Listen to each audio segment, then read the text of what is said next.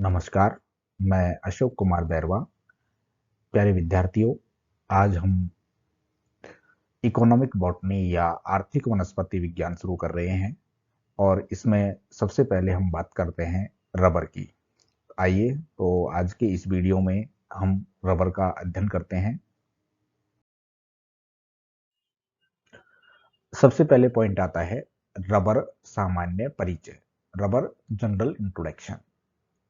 तो रबर का पादप उष्ण कटिबंधीय या ट्रॉपिकल क्षेत्र है और उप उष्ण कटिबंधीय यानी सब ट्रॉपिकल क्षेत्रों में पाया जाता है। रबर क्षैतिज रेखा के दोनों ओर 1100 किलोमीटर तक अत्यधिक मात्रा में पाया जाता है। ये जो क्षैतिज रेखा यानी भूमध्य रेखा है, इसके दोनों ओर पाया जाता है, लगभग 1100 किलोमीटर तक अत्यधिक मात्रा में पाया जाता है, जिसे रबर बेल्ट कहते हैं। रबर के वानस्पतिक नाम की अगर हम बात करें तो इसका जो वानस्पतिक नाम है हेविया ब्रासिलियंसिस। हेविया ब्रासिलियंसिस ये रबर का वानस्पतिक नाम है। देसी भाषा में हम इसको रबर बोलते हैं और इसकी जो कुल है वो है यूफॉर्बिएसी। ये रबर का जो पौधा है वो यूफॉर्बिएसी कुल का पादप है। हेविया ब्रासिलियंसिस की उत्पत्ति उष्ण कटिबंधीय क्षेत्रों में दक्षिणी अमेरिका की अमेजन घाटी में हुई। तो दक्षिणी अमेरिका की अमेजन घाटी में इसकी उत्पत्ति स्थल माना जाता है। विश्व में लगभग प्राकृतिक रबर का अधिकांश भाग यानी 99% जो हिविया ब्रासिलियंसिस द्वारा प्राप्त होता है। इस जाति के अलावा अन्य पादपों में भी लेटेक्स अथवा रबर प्राप्त होता है जो निम्नलिखित कुलों के होते हैं। ये हिविया ब्रासिलियंसिस जो होता है यूफॉर्बिएसी कुल का जो पादप है, इससे तो 99% रबर प्राप्त होता ही है। इसके अलावा कुछ और कुल के पौधे हैं जिनसे भी रबर प्राप्त होता है।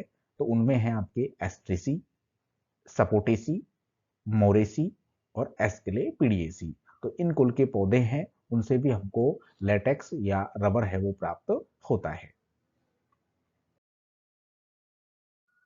वानस्पतिक लक्षण, बोटेनिकल करेक्टरिस्टिक्स। रबर के जो वानस्पतिक लक्षण हैं वो देखिए, रबर बहुवर्षीय होता है। ये कैसा होता है? बहुवर्षीय पादप है।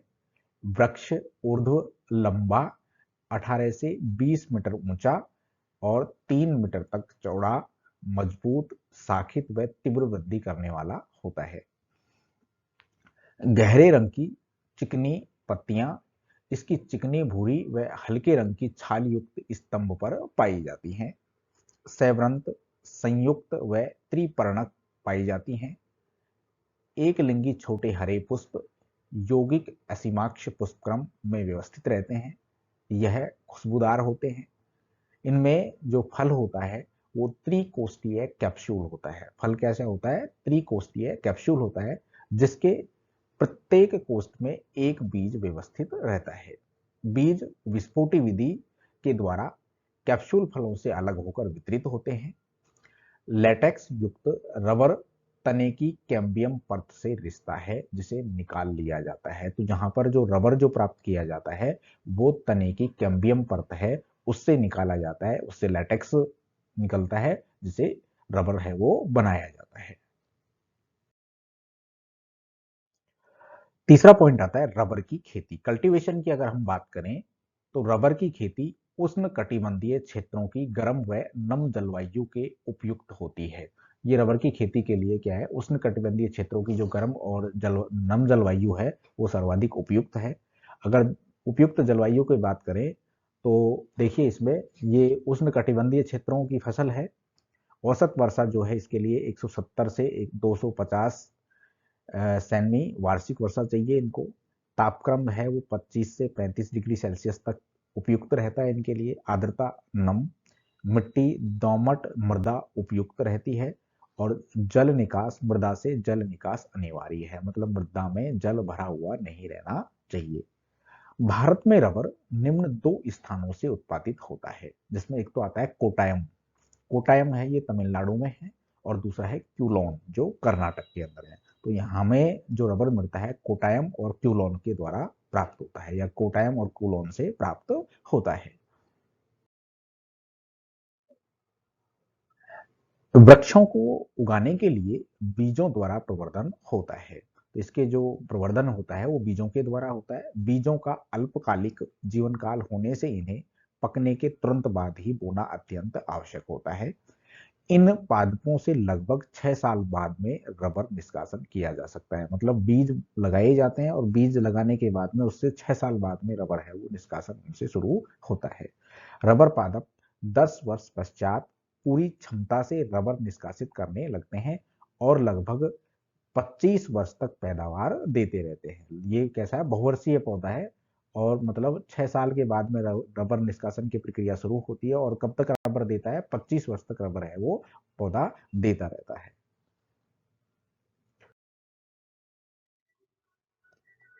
रबर निष्कासन की विधि, the process of rubber tapping. Rubber है उसको किस तरीके से निकाला जाता है, तो रबर वृक्ष के स्तंभ की जो कैम्बियम परत है वहां से रबर को निष्कासित किया जाता है। तने की जो कैम्बियम परत है वहां से इसको निकाला जाता है। रबर निष्कासन करने वाले श्रमिकों को टैपर्स कहा जाता है, जिनके पास एक गेज तथा एक तेज ऐसा चाकू होता है जिसकी काटने वाली सतह मुड़ी हुई होती है। रबर निम्न प्रक्रियाओं के द्वारा प्राप्त किया जाता है, जिसमें एक तो टैपिंग यानी निष्कासन है, दूसरा प्रोसेसिंग और तीसरा वल्कनीकरण या वल्केनाइजेशन। ये 3 प्रोसीजर हैं जिनके द्वारा रबर है उसको निकाला जाता है। यानी रबर प्राप्त करने की जो प्रक्रिया है उसके ये 3 स्टेप्स हैं। चलिए तो अब हम इनका एक एक स्टेप के बारे में थोड़ा डिटेल से देखते हैं। सबसे पहले हम बात करते हैं निष्कासन, टैपिंग। तो रबर यानी हिविया ब्रेसिलियंसिस के वृक्ष जब बीज के द्वारा जब प्रवर्धन कर दिया जाता है और वो लगभग कितने साल के हो जाते हैं, 6 वर्ष के हो जाते हैं, तो उनके तने में जमीन से 1.2 मीटर की ऊंचाई पर वृक्ष की छाल में पतला 30 डिग्री कोण पर तिरछा संकरा चीरा लगाकर नाली तैयार कर लेते हैं।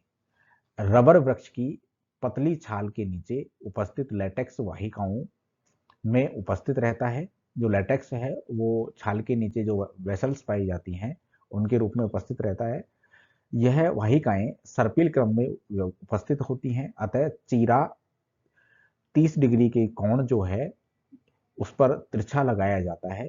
यह चीरे एक निश्चित अंतराल पर स्तंभ पर लगाए जाते हैं। यह चीरे स्तंभ के एक और ही लगाए जाते हैं। कुछ साल वहां से रबर एकत्रित करने के पश्चात दूसरी सतह पर चीरे लगाते हैं।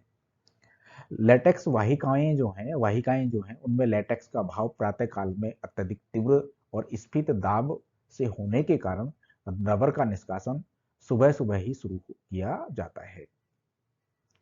संकरा घुमावदार चीरा लगाने के तुरंत बाद प्रत्येक चीरे के आधारीय भाग पर मिट्टी के गोल पात्र लेटेक्स एकत्र करने के लिए लटका दिए जाते हैं। इन पात्रों में कुछ प्रतिस्कंदक रसायन जैसे हाइड्रोजन पेरोक्साइड अथवा अमोनिया आदि तुरंत मिला दिए जाते हैं, जो रिसते हुए रबर को जमने से रोकते हैं। लेटेक्स का प्रवाह धीरे धीरे कम होकर दोपहर तक समाप्त हो जाता है। रबर निष्कासन के पश्चात उस वृक्ष को कुछ समय के लिए छोड़ दिया जाता है। इस दौरान नई छाल पुराने चेहरे को पुनः ढक देती है। इस तरह एक निश्चित अंतराल पर रबर निष्कासन की प्रक्रिया वर्ष पर्यंत चलती रहती है। तो सबसे पहले ये रबर निष्कासन की प्रक्रिया होती है। दूसरा स्टेप आता है प्रोसेसिंग। हमने वृक्षों से प्राप्त रबर सफेद अथवा हल्के पीले रंग के कोलाइडल इमल्सन के रूप में होता है। जो लेटेक्स है वो हमने इकट्ठा कर लिया, इसमें 30 से 35% पानी की मात्रा होती है। उच्च किस्म के रबर के लिए इसे धूल मिट्टी के कणों से सुरक्षित रखा जाता है। रबर की प्रोसेसिंग निम्न प्रकार से की जाती है। पहले आता है छानना, फिल्ट्रेशन। रबर एकत्रित जो रबर है उसको एल्युमिनियम की छलनियों के द्वारा छानकर उसमें उपस्थित छाल के टुकड़े, पत्तियां एवं अन्य अवांछित पदार्थ दूर कर लिए जाते हैं। बड़े बड़े जो अवांछित पदार्थ है उनको सबसे पहले छान करके अलग कर लिया जाता है। मानकीकरण, आर्द्रता मापी यानी हाइग्रोमीटर के द्वारा रबर में उपस्थित पानी की मात्रा को मानकीकृत कर लिया जाता है। तीसरा स्टेप है स्कंदन। रबर को स्कंदन कारक पदार्थ जैसे फार्मिक व एसिटिक अम्ल के साथ मिलाकर स्कंदित किया जाता है। यह प्रक्रिया मिश्रण को लगातार हिलाते रहने पर पूर्ण होती है। चौथा स्टेप है वॉशिंग व रोलिंग। स्कंदित पदार्थ को पानी से धोने के पश्चात रोलर चलाकर सीट के रूप में प्राप्त कर लिया जाता है। अब ये सीट के रूप में आ गया रोलिंग के द्वारा। फिर है रबर की सीट शुष्कीकरण। अब सीट है उसको हम शुष्कीकरण करते हैं, उसमें और पानी की जो अशुद्धि है, पानी है वो निकल जाता है। रबर की परत को सुखाने के लिए धूम्र कक्षों में 50 डिग्री सेल्सियस से कम तापक्रम पर रखा जाता है। यह 3-4 दिन में सूखता रहता है, मतलब 3-4 दिन तक इसको सुखाते रहते हैं, तो इसमें जितना भी पानी या होता है वो बाहर निकल जाता है। तो ये इसकी प्रोसेसिंग के 5 स्टेप्स हैं। वल्कनीकरण, वल्केनाइजेशन। वल्कीकरण की प्रक्रिया चार्ल्स गुडईयर ने 1939 में की थी। इस प्रक्रिया में रबर को गर्म करके उसमें सल्फर की विभिन्न मात्राओं के साथ कुछ अन्य रसायन जैसे carbon peroxide, selenium, nitro peroxide मिलाकर वल्कनीकरण किया जाता है। इस प्रक्रिया द्वारा रबर में लचीलापन बढ़ जाता है तथा तनन सामर्थ्य जो है एवं अपघर्षण प्रतिरोध क्षमता है वो विकसित हो जाती है। तो ये तीसरा स्टेप है जो रबर है उसके लिए अपनाया जाता है। अगला पॉइंट आता है रबर के रासायनिक गुण, केमिकल प्रॉपर्टीज ऑफ रबर। इसमें हाइड्रोकार्बन की जो मात्रा होती है 92 से 95% होती है। रेजिन 3% होता है। प्रोटीन 2% होता है। और प्रोटीन आधारित इकाई व फॉर्मूला आइसोप्रीन जो यूनिट्स जो होती हैं उसका ये मतलब ये क्या नाम से इसकी आधार मूल जो इकाई है वो क्या है, आइसोप्रीन है। इसके अलावा हेलोजन हेलोजन अम्ल व ओजोन व नाइट्रोजन के साथ यौगिक बनाता है। नाइट्रिक अम्ल, हाइड्रोजन पेरोक्साइड व पोटेशियम परमैंगनेट से इसका ऑक्सीकरण हो जाता है। ये इसकी प्रतिक्रियाएं हैं। रबर के उपयोग, यूजेज ऑफ रबर। तो आपको पता ही है कि रबर है वो किन किन की चीज़ों के लिए काम में आता है। उनमें से जो मुख्य हैं वो इस प्रकार से हैं। मशीनों व मोटरों को स्थिर करने के लिए रबर शॉक एब्जॉर्बर के रूप में काम में आता है। खेल आदि में गेंद, बल्ले, फुटबॉल, हॉकी स्टिक्स इत्यादि में रबर प्रयुक्त होता है। प्लास्टिक में प्रयुक्त किया जाता है इसे। औषधि के रूप में भी प्रयुक्त होता है। वस्त्र व जूते आदि तैयार करने में भी इसका उपयोग किया जाता है। टायर उद्योग में टायर और ट्यूब बनाने के लिए रबर का प्रयोग किया जाता है। चिकित्सालय में दस्ताने, मूत्र नलिकाएं, एनीमा नलिकाएं, मोमजामा और अन्य उपकरण हैं उनको बनाने में रबर का काम में होता है। आसंजक, टेप व दैनिक उपयोग में काम आने वाली वस्तुएं सभी रबर युक्त होती हैं। गद्दे व तकिए, चटाइयाँ, गद्दियाँ जो हैं उनमें रबर का उपयोग किया जाता है। लिखा हुआ मिटाने के लिए भी हम इरेजर जो काम में लेते हैं वो भी एक रबड़ होता है। और विभिन्न प्रकार के खिलौने बनाने के लिए भी रबर का उपयोग किया जाता है। तो आज के इस वीडियो में हमने रबर है उसके बारे में पूर्ण अध्ययन किया। मैं समझता हूँ कि आपके अच्छी तरीके से समझ में आया होगा। फिर भी अगर आपको कोई समस्या आती है तो आप कमेंट में लिख करके अपनी समस्या को डालें। और वीडियो आपको लगातार मिलता रहे इसके लिए आप चैनल है उसको सब्सक्राइब करिए, लाइक करिए और शेयर करिए।